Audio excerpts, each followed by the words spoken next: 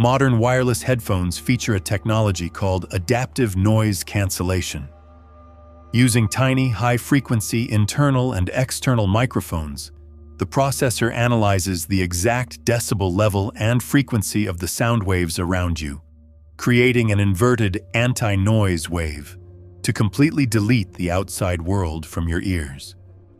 But when an algorithm is left to decide what you should and shouldn't hear, it can choose to mute things you desperately need to know are coming. My name is Elena. I work as an overnight archivist in the basement vault of a historic university library. By 1:30 a.m., the upper floors are locked tight.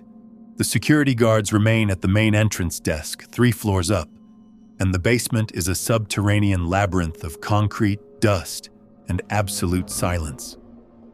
To break the crushing isolation, I always wear a premium pair of over-ear, noise-canceling headphones, listening to low-tempo jazz while I sort through centuries-old manuscripts. Last Thursday night, around 2:45 a.m., I was deep in an aisle of metal shelving, cataloging a crate of old leather diaries. Suddenly, the music in my ears didn't just stop, it vanished.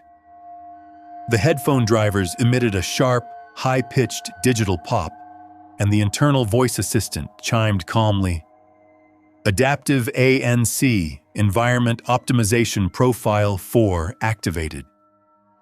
The software had registered a massive, sudden change in the room's atmospheric frequency. I reached up to tap the touch controls on the ear cup to switch back to my music, but the plastic casing was completely unresponsive. The active noise cancellation was running at maximum power, plunging my ears into a sensory deprivation tank of absolute pressurized silence. I couldn't hear my own breathing. I couldn't hear the rustle of my clothes. I stepped out from the shelving aisle into the central concrete corridor of the vault, intending to walk back to my desk and plug the headphones into my laptop to reset them. But as I walked, I noticed a strange visual cue. The air in the concrete corridor was vibrating. The heavy metallic dust particles floating in the fluorescent light were churning violently, rippling through the air in distinct, rhythmic shockwaves, like the acoustic displacement caused by someone screaming at the absolute top of their lungs. I looked down at my phone screen, which was resting in my palm. The headphone companion app had forced itself open, displaying a live audio spectrum analyzer. The graph showed a massive, jagged red wall of sound, completely maxing out the external microphone threshold. According to the data, the room wasn't silent. A sound wave of over 120 decibels, the equivalent of a jet engine or a frantic, unhinged human shriek, was blasting through the basement vault.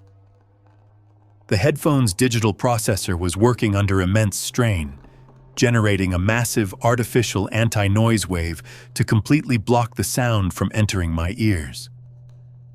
I turned my head slowly, looking back down the long, dark corridor of metal shelves. Standing right at the far end, silhouetted against the dim security light, was a figure. It was a man, or the skeletal remains of one. His clothes rotted to black rags, his jaw unhinged so violently that his mouth formed a massive, hollow black circle that stretched down to his collarbone.